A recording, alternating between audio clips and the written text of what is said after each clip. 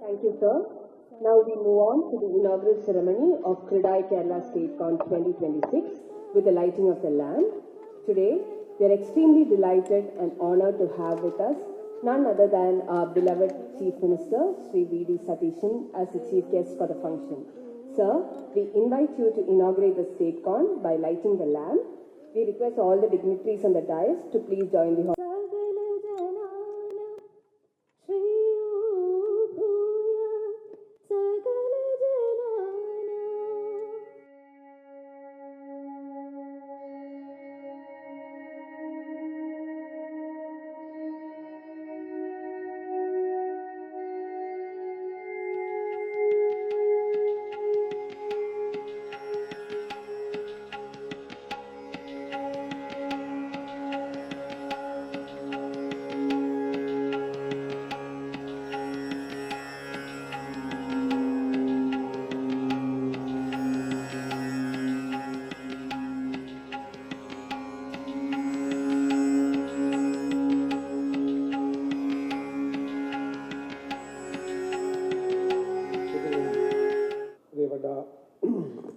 അധ്യക്ഷൻ ശ്രീ റോയ് പീറ്റർ, ബഹുമാനായ മന്ത്രി ശ്രീ ഷിബു ബേബി ജോൺ, പ്രിയപ്പെട്ട മേയർ ശ്രീ വി രാജേഷ്, വേദിയിലും സദസ്സിലുമുള്ള ക്രിഡായി ഭാരവാഹികളെ, അംഗങ്ങളെ, സുഹൃത്തുക്കളെ, ക്രിഡായിയുടെ 2026 സ്റ്റേറ്റ് കോൺഫറൻസിൽ പങ്കെടുക്കാൻ കഴിഞ്ഞതിലുള്ള സന്തോഷം ഞാൻ ആദ്യമായി പങ്കുവയ്ക്കുന്നു.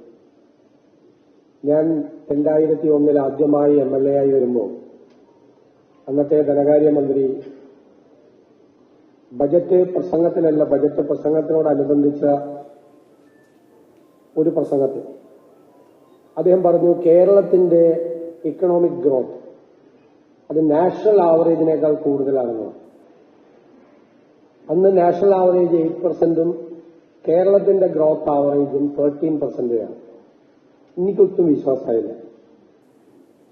അതെങ്ങനെയാണ് നാഷണൽ ആവറേജിനേക്കാൾ കൂടുതൽ സ്റ്റേറ്റിന്റെ ഇക്കണോമിക് ഗ്രോത്ത് കൂടി നിൽക്കുന്നത്? അപ്പൊ ഞാൻ അന്വേഷിച്ചു പോയപ്പോൾ കണ്ടെത്തിയത് കേരളത്തിൽ നടക്കുന്ന കൺസ്ട്രക്ഷനാണ് ഈ നാഷണൽ ആവറേജിനേക്കാൾ കേരളത്തിൽ ഒരു ഇക്കണോമിക് ഗ്രോത്ത് ഉണ്ടാക്കാനുള്ള ഏറ്റവും പ്രധാനപ്പെട്ട കമ്പോണന്റ് എന്ന് പറയുന്നത്. ആദ്യമായിട്ടാണ് എനിക്കത് ബോധ്യപ്പെട്ടത്. അന്നൊരു കൺസ്ട്രക്ഷൻ ബൂമുള്ള ഒരു കാലമാണ്. അപ്പോൾ കേരളത്തിലെ നിർമ്മാണ പ്രവർത്തനങ്ങൾ, കേരളത്തിലെ real estate developing, building construction എന്ന് പറയുന്നത് സംസ്ഥാനത്തിന്റെ ഇക്കണോമിക് ആക്ടിവിറ്റിയെ ഉത്തേജിപ്പിക്കുന്നതാണ്, അതിനെ സ്റ്റിമുലേറ്റ് ചെയ്യുന്നതാണ് എന്നുള്ള ബോധ്യം അന്നാണ് യഥാർത്ഥത്തിൽ ഉണ്ടായത്. പിന്നീട് പല ഘട്ടത്തിലും ഈ കൺസ്ട്രക്ഷൻ ബൂം ഉണ്ടായിട്ടുണ്ട്. ചില സമയത്ത് താഴേക്ക് പോയിട്ടുണ്ട്, റിയൽ എസ്റ്റേറ്റ് താഴേക്ക് പോയിട്ടുള്ള ഘട്ടങ്ങളെല്ലാം ഉണ്ടായിട്ടുണ്ട്. റിയൽ എസ്റ്റേറ്റ് എന്ന് പറയുന്നത് ഏത് സ്റ്റേറ്റിന്റെയും, കൺസ്ട്രക്ഷൻ എന്ന് പറയുന്നത് ഏത് സ്റ്റേറ്റിന്റെയും ഏറ്റവും സുപ്രധാനമായ ഒരു ഇക്കണോമിക് ആക്ടിവിറ്റിയാണ്. 2008 ലോകത്തെ എല്ലായിടത്തും ഉണ്ടായ ആ റിസഷന്റെ തുടക്കം ഉണ്ടായത് അമേരിക്കയിൽ നിന്നാണ്. അമേരിക്കയിൽ ആ റിസഷൻ തുടക്കമിടാനുള്ള ഏറ്റവും പ്രധാനപ്പെട്ട കാര്യം റിയൽ എസ്റ്റേറ്റിലുണ്ടായ സെറ്റ്ബാക്കാണ്. അവിടെ ആളുകൾ ഒരു സ്റ്റേറ്റിൽ നിന്നും മറ്റൊരു സ്റ്റേറ്റിലേക്ക് പോകുമ്പോൾ അവർ നേരത്തെ വാങ്ങിച്ച് വീട് വിൽക്കുകയും അടുത്ത സ്റ്റേറ്റിൽ പോയിട്ട് ആ വീട് വാങ്ങിക്കുകയൊക്കെ ചെയ്യും. ഈ മൂവ്മെന്റ് ഉള്ള സമയത്ത് പുതിയ ഫ്ളാറ്റുകൾ വാങ്ങിക്കുകയും വില്ലകൾ വാങ്ങിക്കുകയൊക്കെ ചെയ്യും. അവിടെ ഒരിക്കൽ ഈ റിയൽ എസ്റ്റേറ്റ് റിസഷൻ ഉണ്ടായ സമയത്ത്, ഒരു സെറ്റ്ബാക്ക് ഉണ്ടായ സമയത്ത് $10 ലക്ഷം വാങ്ങിച്ച വീട് അതിന് 3 ലക്ഷമായിരുന്നു. അപ്പൊ ബാങ്കുകൾ പറഞ്ഞു ഈ പൈസ തിരിച്ചടയ്ക്കാൻ പറഞ്ഞു. അപ്പൊ ആരും തിരിച്ചടച്ചില്ല പൈസ. നിങ്ങൾ എടുത്തോണ്ട് നോക്കണം പറഞ്ഞു ബാങ്ക് ഫ്ലാറ്റ് എടുത്തോ അല്ലെങ്കിൽ വീട് എടുത്തോണ്ട് നോക്കണം പറഞ്ഞു. അപ്പൊ ബാങ്കുകൾ $10 ലക്ഷം ഇത് കൊടുത്തിട്ട് $3 ലക്ഷം വാല്യൂ ഉള്ളു. അപ്പൊ എടുത്തപ്പോഴേക്കും ബാങ്കുകൾക്കെല്ലാം വലിയ ക്രൈസിസ് ആയി. പിന്നെ അവിടെ ഇവിടത്തെ പോലെയല്ല, നിഞ്ച എന്ന് പറയും, no income no asset no job. ഒരു പണിയും ഒരു കൂലിയില്ലാത്തവനൊക്കെ ഇത് കൊടുക്കും, ബാങ്ക് ലോൺ കൊടുക്കും. ഇവിടെ അസറ്റ് വാല്യുവേഷൻ നടത്തിയിട്ടാണ് ഇന്ത്യയിൽ ബാങ്ക് ലോൺ കൊടുക്കുന്നത്. അപ്പൊ ഈ ബാങ്കുകളെല്ലാം തകർന്നു. ബാങ്കുകൾ തകർന്നപ്പോൾ ഈ ബാങ്കുകൾക്ക് ഫിനാൻസ് ചെയ്യുന്ന ഡെറിവേറ്റീവ് ബാങ്കുകളുണ്ട്, ആ ഡെറിവേറ്റീവ് ബാങ്കുകൾ മുഴുവൻ തകർന്നു. അതെല്ലാം തകർന്നപ്പോഴേക്കും ഇവർക്ക് ഇൻഷുർ ചെയ്യുന്ന വലിയ ഇൻഷുറൻസ് ജയൻസ് ഉണ്ട്, അവരെല്ലാവരും തകർന്നു. അപ്പൊ തന്നെ ഇക്കോണമി തകർന്നു. അപ്പോൾ ഗ്ലോബൽ വില്ലേജായി ലോകം മാറിയപ്പോൾ അമേരിക്കയ്ക്ക് അതിൻ്റെ അകത്ത് വലിയ US-ന് വലിയ റോൾ ഉള്ളതുകൊണ്ട് അത് യൂറോപ്പിലേക്കും മൂന്നാം ലോക രാജ്യങ്ങളിലേക്ക് ആ റിസഷൻ നടന്നു പിടിച്ചു. അപ്പൊ തുടങ്ങിയത് എവിടെ നിന്നാണ്? തുടങ്ങിയത് റിയൽ എസ്റ്റേറ്റ് ഉണ്ടായ സെറ്റ് ബാക്കിൽ നിന്നാണ് അത് തുടങ്ങിയത്. അപ്പൊ ലോകം മുഴുവൻ കീഴടക്കാൻ പറ്റുന്ന, തകർക്കാൻ കഴിയുന്ന ഒരു റിസഷനെ സാധ്യമായത് അവിടെ നിന്നാണ്. അപ്പോൾ ഈ രംഗം ഏറ്റവും കൂടുതൽ ശ്രദ്ധിക്കപ്പെടേണ്ട, അതിനെ നിലനിർത്തേണ്ട ഒരു രംഗം തന്നെയാണ്. നമുക്ക് ഇപ്പോൾ ഞങ്ങൾ സ്റ്റേറ്റ് ഗവൺമെന്റ് വന്നതിന് ശേഷം ഒരു പുതിയ ടാക്സ് ഏർപ്പെടുത്തിയില്ല. എന്നോട് ചോദിച്ചു, വൈറ്റ് പേപ്പർ ഇറക്കി നാട് മുഴുവൻ കടത്തിലാണ്, 87,000 കോടി രൂപയുടെ കടം ഇമ്മീഡിയറ്റ് ആയിട്ട് തീർക്കേണ്ട കടമുണ്ട്, 5,07,000 കോടി രൂപ മൊത്തം ക്യുമുലേറ്റീവ് ആയിട്ടുള്ള ഡെറ്റ് ഉണ്ട്, ഇതെങ്ങനെ കൈകാര്യം ചെയ്യും ടാക്സ് ഈടാക്കാൻ? അപ്പൊ അയാൾ പറഞ്ഞു, ടാക്സ് ഈടാക്കാതെ നമ്മൾ ചെയ്യേണ്ടത് നമ്മുടെ ഖജനാവ് നിറയ്ക്കുക എന്നുള്ളതാണ്. ടാക്സ് ഈടാക്കിയതുകൊണ്ട് മാത്രം ഖജനാവ് നിറയ്ക്കണമെന്നില്ല. പല ടാക്സേഷനും അത് നേരത്തെ ഉണ്ടായിരുന്ന ടാക്സിൽ നിന്ന് കിട്ടിയിരിക്കുന്ന പ്രോഫിറ്റിനേക്കാളും കുറയിച്ചിട്ടുണ്ട്. ഉദാഹരണത്തിന് പെട്രോളിയം ഉൽപ്പന്നങ്ങൾക്ക് ഒരു സെസ് ഏർപ്പെടുത്തി 2 രൂപ. ഞാൻ അതിനെ ഒപ്പോസ് ചെയ്തു ഹൗസ്. ഞാൻ പറഞ്ഞു, ഇപ്പൊ തന്നെ പെട്രോളിയത്തിന്റെ ടാക്സും എല്ലാം കൂടിയിട്ട് ഡീസലിനും പെട്രോളിനും കേരളത്തിൽ വളരെ വില കൂടുതലാണ്. ഇനി നിങ്ങൾ 2 രൂപ കൂടെ കൂട്ടിയാൽ ഇത് നമുക്ക് പുറത്തുനിന്നുള്ള ഈ ട്രക്കുകളാണ് വരുന്നത്, കൺസ്യൂമർ സ്റ്റേറ്റ് ആയതുകൊണ്ട് അവർ ഫുൾ ടാങ്ക് ഡീസൽ അടിക്കുന്ന, അല്ല നമ്മൾ ബൈക്കിൽ പെട്രോൾ അടിക്കുന്ന അല്ല കൂടുതൽ കൺസംഷൻ.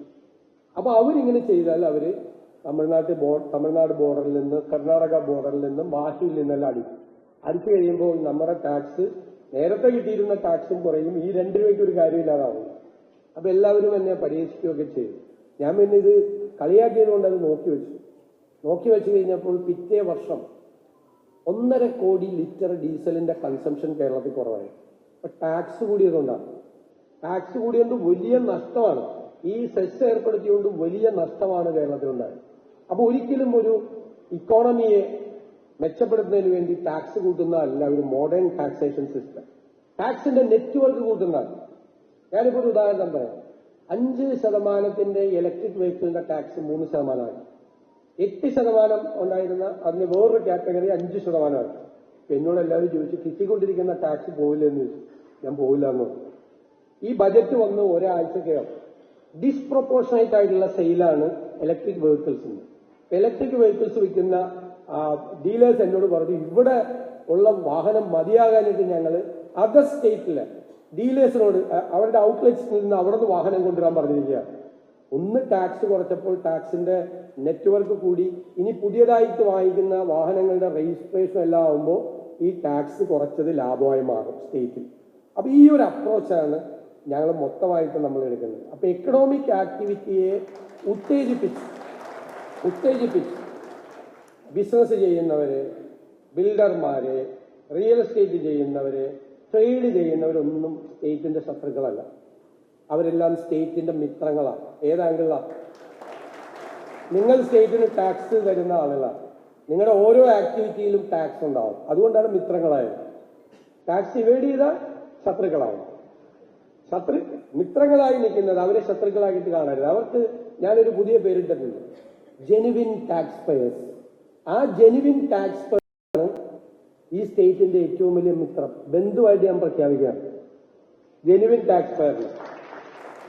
അവർക്കൊരു ക്രൈസിസ് വന്നാൽ ഉറപ്പായി എല്ലാ സെക്ടറിലും പല കാരണങ്ങൾ കൊണ്ട്, ചിലപ്പോൾ ഗ്ലോബൽ ഇമ്പാക്ട് കൊണ്ട്, ഡൊമസ്റ്റിക് ആയിട്ടുള്ള ഇഷ്യൂസ് കൊണ്ട്, പല സെക്ടറിലും പല ഇഷ്യൂസ് ഉണ്ടാവും, ഇല്ലേ? ആ സമയത്ത് ഈ ഗവൺമെന്റിന്റെ അപ്രോച്ച് ആ സെക്ടറിനെ നമുക്കൊന്നൊരു വെന്റിലേറ്റർ കൊടുക്കാവുന്നതാണ്. ഇപ്പോഴത്തെ ആശുപത്രി കൊടുക്കുന്ന വെന്റിലേറ്റർ അല്ല, അത് ആള് മരിച്ചാലേ അടുത്ത ആള് വരുമ്പോഴേ മാറ്റി കൊടുക്കുള്ളൂ. ആ വെന്റിലേറ്റർ അല്ല, to bypass that particular situation. അത് കടന്നു കഴിയുമ്പോൾ ആ സഹായം പിൻവലിക്കും. അത് കടന്നു കഴിയുമ്പോൾ ഏത് സെക്ടർ തകർച്ചയിലേക്ക് പോയാലും ആ സെക്ടറിനെ സർക്കാർ കൈതാങ്ങി നിർത്തണം. കാരണം ആ സെക്ടർ തകർന്നാൽ അതിൻ്റെ ആദ്യത്തെ വിക്ടിം സ്റ്റേറ്റാണ്. ഒരു ജെനുവിൻ ടാക്സ് പെയർ ഇല്ലാതായാൽ, അയാളുടെ ബിസിനസ് കൂട്ടിപ്പോയാൽ അതിൻ്റെ ആദ്യത്തെ ഇരയും സ്റ്റേറ്റാണ് എന്നുള്ള ഒരു പുതിയ അപ്രോച്ചാണ് ഞങ്ങൾ ഈ കാര്യത്തിൽ സ്വീകരിക്കുന്നത്.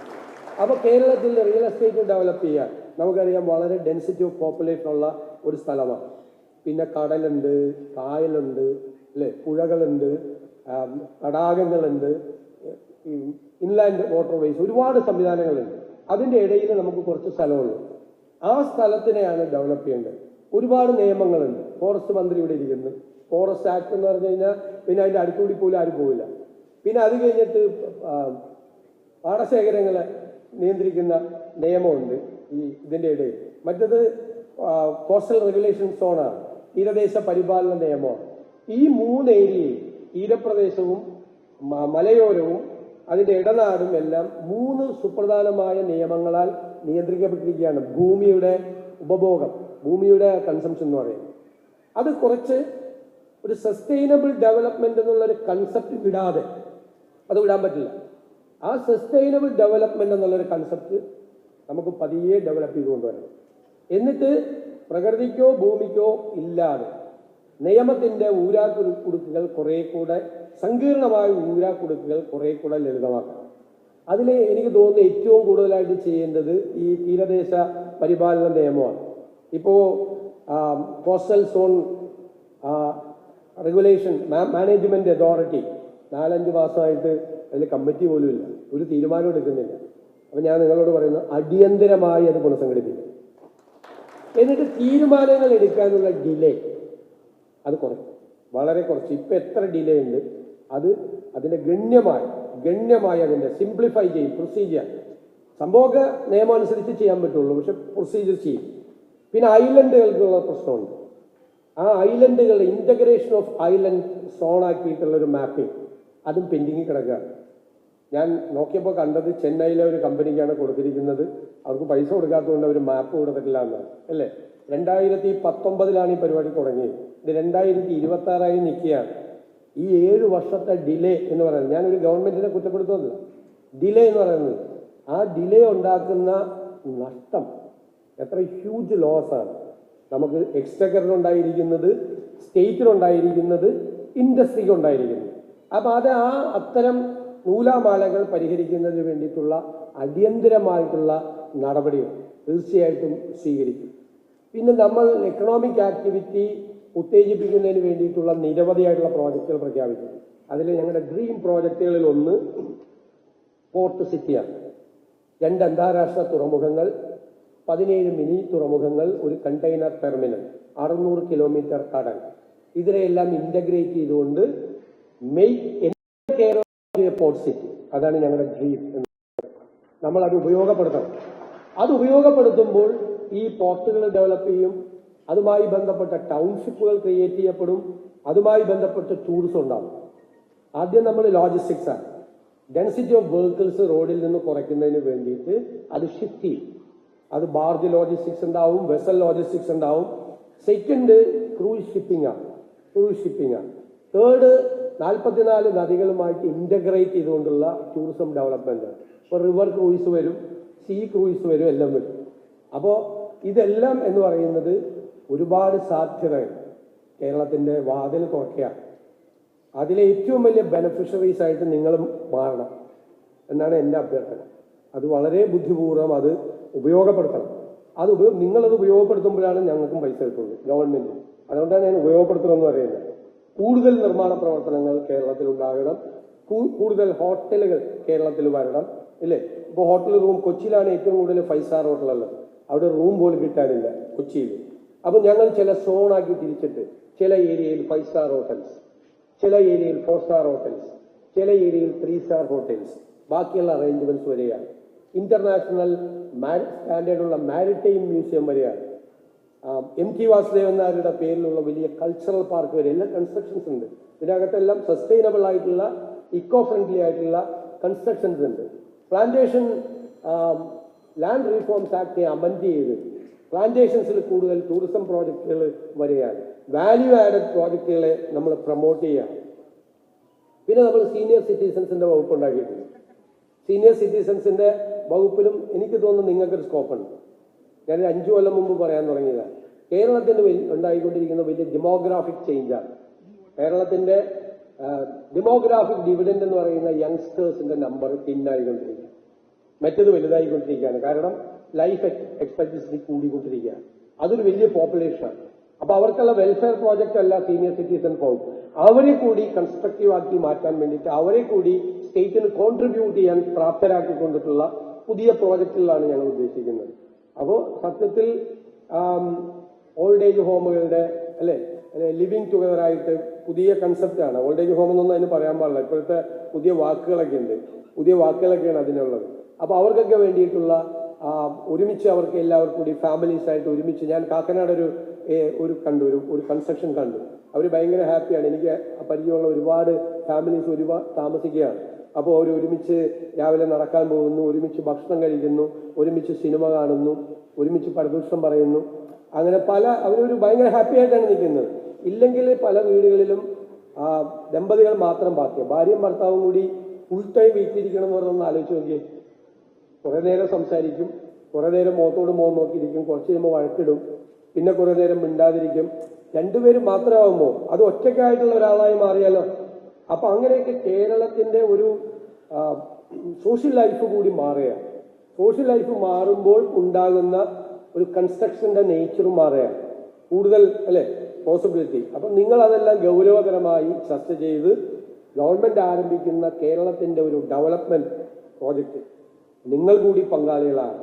അതിൽ പല പ്രോജക്റ്റുകളിലും ഞാൻ നോക്കിക്കഴിഞ്ഞപ്പോൾ ഗവൺമെന്റും ഇൻവെസ്റ്റ് ചെയ്യാൻ വരുന്ന പാർട്ടിയും നിങ്ങളും തമ്മിൽ ഒരു ട്രൈ പാർട്ടി എഗ്രിമെന്റ് വെച്ച് ഡെവലപ്പേഴ്സിന് ബിൽഡേഴ്സിന് കൂടി സ്കോപ്പ് ഉണ്ടാക്കുന്ന ഒരു ഡെവലപ്മെന്റ് പെർസ്പെക്റ്റീവ് കൂടി ഞങ്ങൾ ആലോചിക്കുന്നുണ്ട്. ഞങ്ങൾ ഒരുപാട് ഇക്കണോമിക് മോഡൽസ് ആലോചിക്കുന്നുണ്ട് പലതരത്തിൽ. PPP മാത്രമല്ല. ഇപ്പോൾ ഒരു പ്രോജക്റ്റ് വന്നു അവിടെ കൺസ്ട്രക്ഷൻ വേണം. അപ്പോൾ ഗവൺമെന്റ് ചിലപ്പോൾ ലാൻഡ് കൊടുക്കും. ഞങ്ങൾക്ക് പൈസ ഇല്ലാത്തതുകൊണ്ട് നമ്മുടെ ഇക്വിറ്റി ആകാം. അപ്പോൾ അവർക്ക് അവരുടെ സ്പെസിഫിക്കേഷൻ അനുസരിച്ചുള്ള ഒരു ബിൽഡിംഗ് വേണം.